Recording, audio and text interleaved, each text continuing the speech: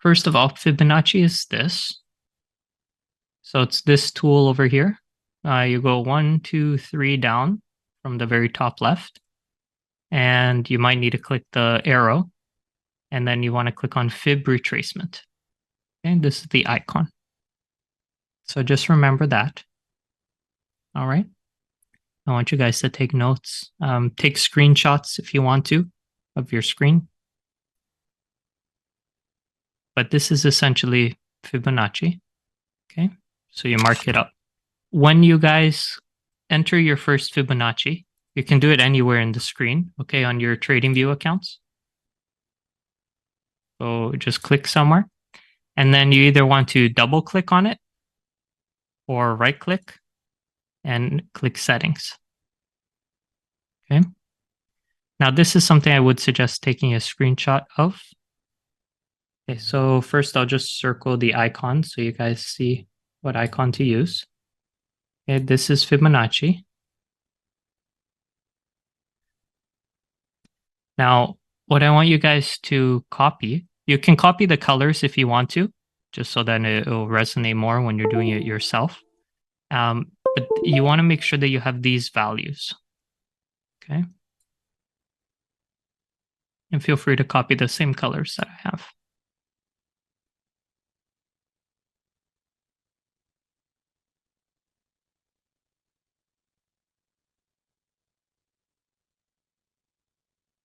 And now I'm going to explain what these are.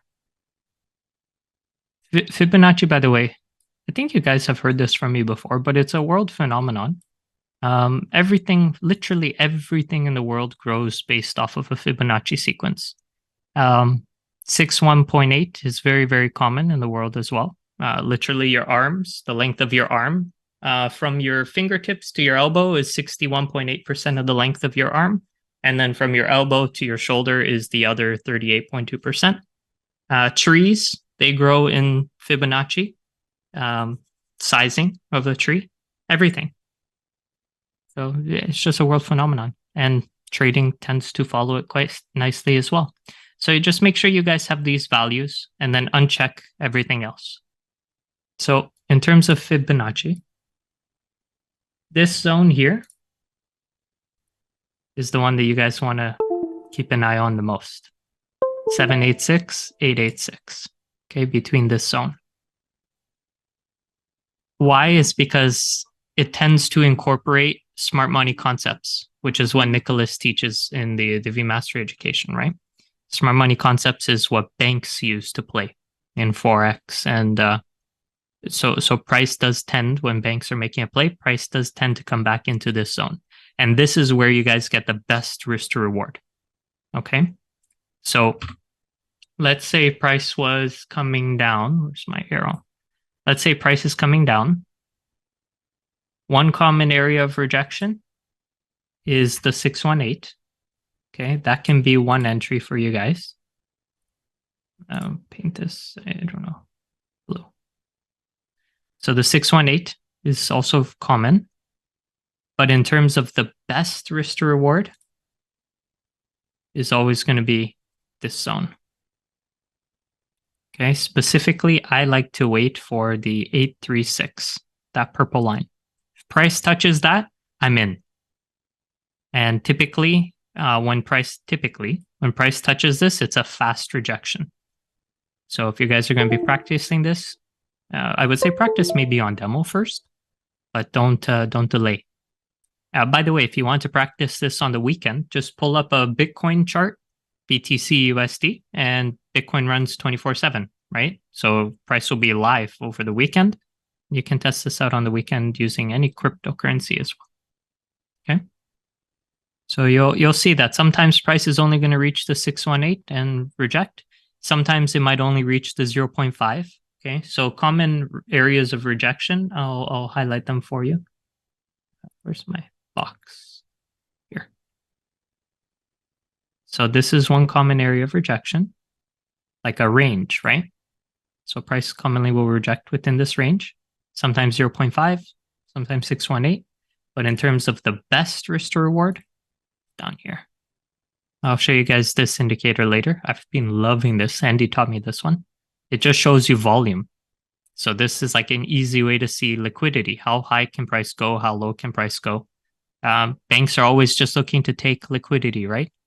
They want to make other traders lose, and then a bank will win. It's always like a game of chess. Someone's winning, other side, someone's losing.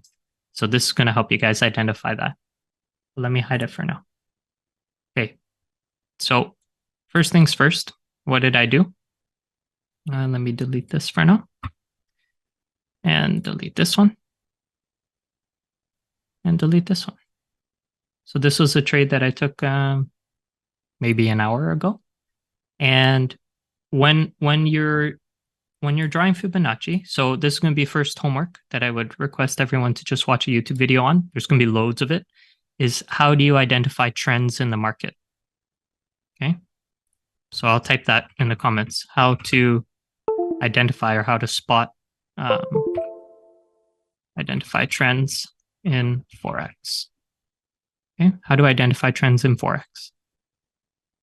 There's a particular sequence. And you guys will remember this based on what I was showing you guys. This will also, by the way, help with trailing stop loss.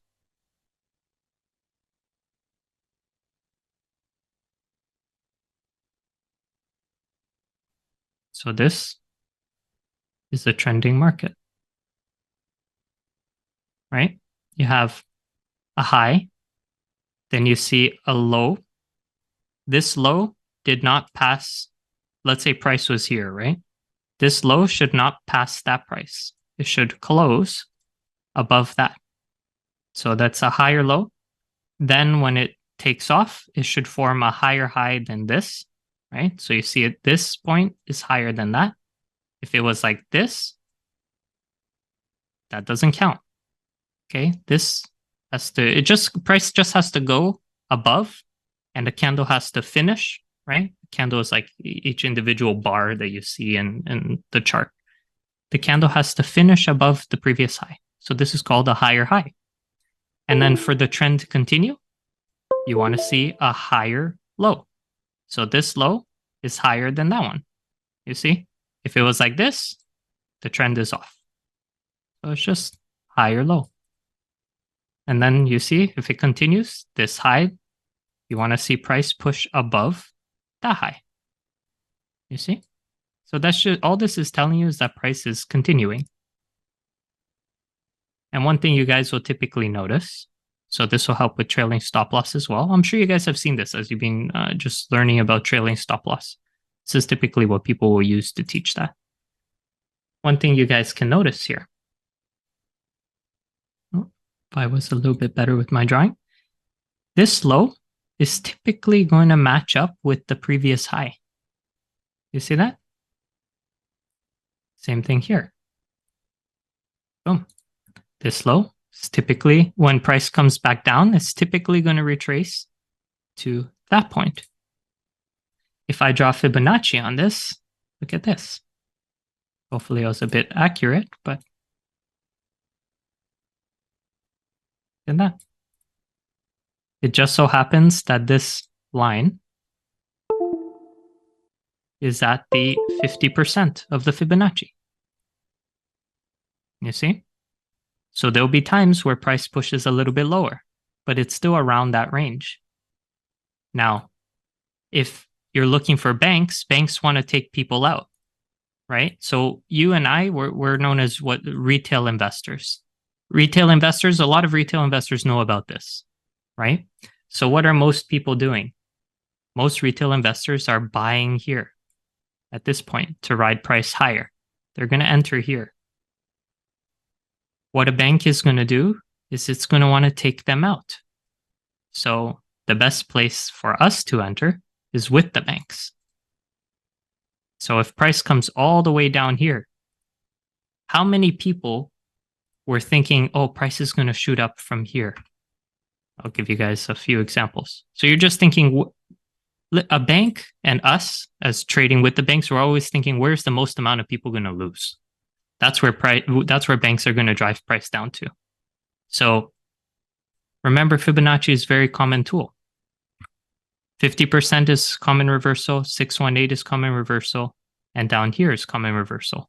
So if a lot of people are thinking here's going to be a buy, okay, if a bank pushes it lower, it just took all of them out. All of these guys, their stop loss was hit. A lot of people think the 618 is going to be a buy. If a bank pushes lower, took out all of their stop losses. Now here, by the time price reaches down here, price is exhausted. It doesn't have any more selling pressure to keep going down. So there's a very common likelihood that over here at the 836, there's going to be a reversal. And if price was doing a bunch of up, down, up, down, up, down, as on its way down to here, I'll show you guys in a chart, like a proper example in a minute, okay? If price is doing a whole bunch of this, everyone's stop loss is down here. This is what's known as areas of liquidity, guys. So everybody's stop loss is below these entry points. If a bank comes down, it takes out, it does what's known as taking out liquidity. Takes out all of these stop losses. Okay? So I hope that example makes sense. Let's quickly pull up price. Like real price. I'll show you guys the trade I took. So this will allow you to do your own trading if you want, or it will allow you to just get those sniper entries with Ben's trades. So first of all, let's quickly cover some areas of liquidity.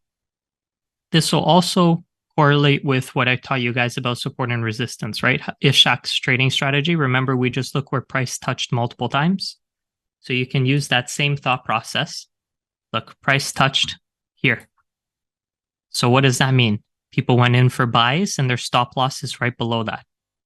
Okay, so naturally, that is an area of liquidity. My dollar sign. Okay, all the stop losses are there. Banks like to take people's stop losses out.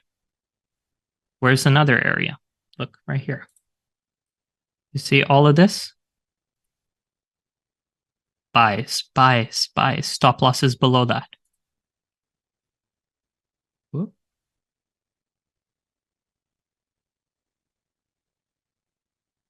Well, let me move this. There we go. Where else? Here. Okay, all of this. More liquidity. So you guys start training your eyes. Where is the liquidity? Where are people's stop losses? Right? People are always going to put a stop loss below their buy trades. It's the inverse for the sell. Same idea. If you're selling, right? If someone is selling up here, they're going to put, well, here's a perfect example. What are a lot of traders taught? Put your stop loss above the wick. Look at this. So you see? All these people selling, selling, selling, selling. They were right, but what did a bank do? It came up, took all of these people's stop losses, took them out of the trade, and then it shot price down. So by spotting where people are putting their stop losses and noticing all these wicks, it's going to help you guys. And the Fibonacci that I'm going to teach you guys is naturally going to give you zones where banks are going to where they tend to shoot price towards. Okay, so let's quickly give you guys a real example here. So price was all the way up here, right? Recently. If we draw some, this is where that homework of trend lines is going to come into play, okay? This point, where is it? So here we see price is going up, comes down, goes up, so formed a higher high. We would expect a higher low, right? For it to continue. But it didn't. It actually came all the way down. So remember I was showing you guys previously how if it breaks, so you see this is a lower low than this point. So this is telling me, okay, there's a likelihood that price is going to keep coming down. How low is it going to go for me to get an entry for a buy? This is the whole game that we're playing here. Okay, I already know price formed a lower low than here. So most likely it's going to push up a little bit. But then the question is, where can I enter that buy? How low will it keep going before pushing up higher?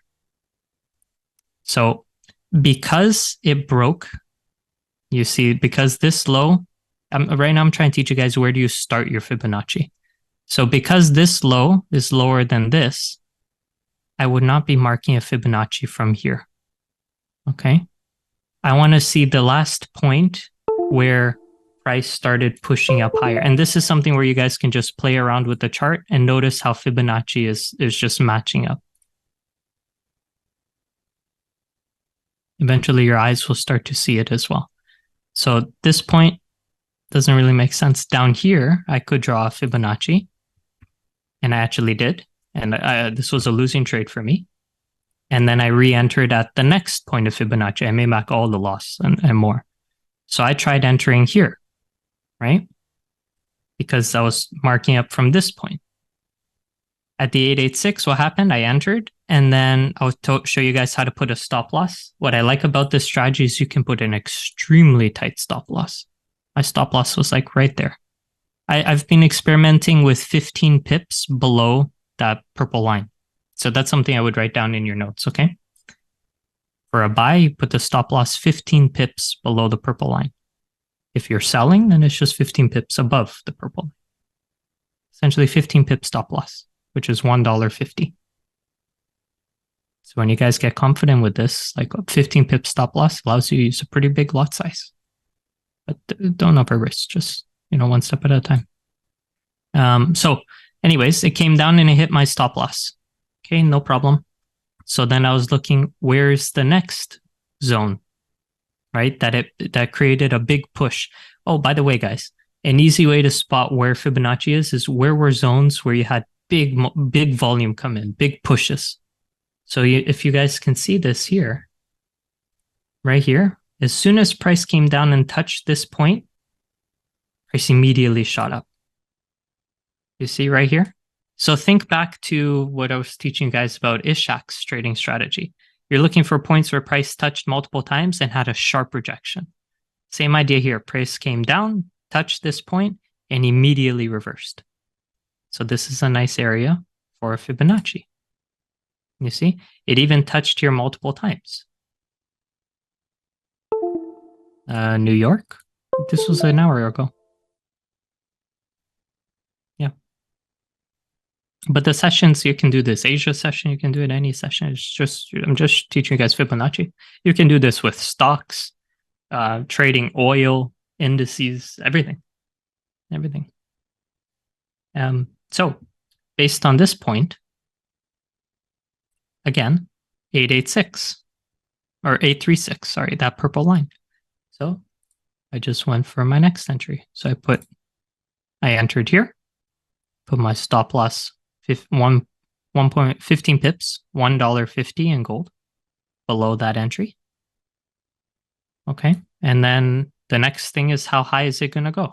So I'm going to teach you guys that next. First, I just wanted to cover how do you spot the entries. Now, I would imagine you guys need to practice this and train your eyes to spot where do you start the Fibonacci. But is what I explained to you guys kind of slowly making sense? Yeah? Okay, cool. So where this comes into play with Ben's trade, right, his trades, is you guys can see how he's getting his range, and then it'll give you the sniper entry inside of the range. So Ben does usually a 40 pip range, right? It can be a rather large range. So his range might be, let's say, something like this. That's bigger than what Ben does, but just for argument's sake. So by drawing Fibonacci, okay, maybe I'm going to wait for that, deeper entry in the range. So I entered here, okay, this last trade. Next question is, how high will it go? Right? I don't need to ride this all the way to, the moon. You can be in and out with gold and make a nice profit. So how do we draw the reversal? I'll start from the top, right? So where I ended the last Fibonacci, I'll start from the top and go down to my entry. Okay, so from the top to my entry point. And same thing. Where's the likelihood? How high will it go? This can actually allow you to have multiple take profits if you want. You can have TP1 at the 0.5. You can have TP2 at the 618. You can have TP3 at the 836. You see? So because you have a 15 pip stop loss, you're able to do a bigger lot size. Practice, of course, first, right? And you can ride it all the way. So let's say it only hits TP1. Okay, and you do a 0.1 lot size. Okay, so this is 96, so you always move the decimal over 1 if you're using the ruler. This is 96 pips, right? So 96, or in other words, $9.60, right? So $9.60, multiply that by 100, you get 960. Multiply that by 0.1 lot size. So from 0.1 lot size, it would have been $96 in 1 hour and 30 minutes. From 0.2 lot size, would have been $200. So let's say if it goes to TP2, same idea. That's 1,203. So if I just do 1,203, 1203 times 0.1 lot size, it would be $120. Okay, so you can actually, that might be a pro tip if you want to write it down in your notes. If you guys use the ruler tool, this number that it gives you, so in this case 1,203, if you multiply that by your lot size, it'll tell you how much how much you're risking and how much you'll make. Okay, so ruler, the number on the right times your lot size is how much you'll make and how much you're risking. Now, if it goes all the way to the 836, that's what I'm using to draw this blue stuff, right? I click on the ruler, I go from where I entered up to my take profit points, and you see it's changing. So that tells me they're 1,626. If I do 1,626.8 times 0.1 lot size, it would be $162. So when it comes to TP1, TP2, TP3, if you're happy with the profits, guys, take your profits. You know, that's it. If you want to risk your trade, possibly coming back and hitting your break even for more profits, then that might be you guys as well. I've been experimenting with both, but sometimes I get a bit greedy wanting the 836, and it comes back and hits my break even when I could have made $100. $100. So something I'm personally learning. But the point is, if you're happy with your profits, take your profits. It's emotions. I told you 80% of success is always down to the emotions. Well, one way around that is to use the trailing stop loss, right? So here on a 5-minute time frame, give you guys some example. Let's say I wanted to stay in this trade. Unfortunately, I closed the trade because I just wanted to be focused on you guys in the Zoom. But if I had done trailing stop loss, which I'm kind of regretting not doing it, but you see price moved up and then it came down. Let me draw it. So price came up, then it came down, and now it's going up again. My stop loss would be right here, below the low. So usually I'll leave a little gap. Okay. Price came up, and then it came down, and I'll move my stop loss over here. Eventually, it's going to come down and hit my stop loss, right? But at least I've been locking in more and more profits the higher it goes. And eventually, you'll get to a point where it's like, okay, that's enough profits. I'm happy. Close the trade.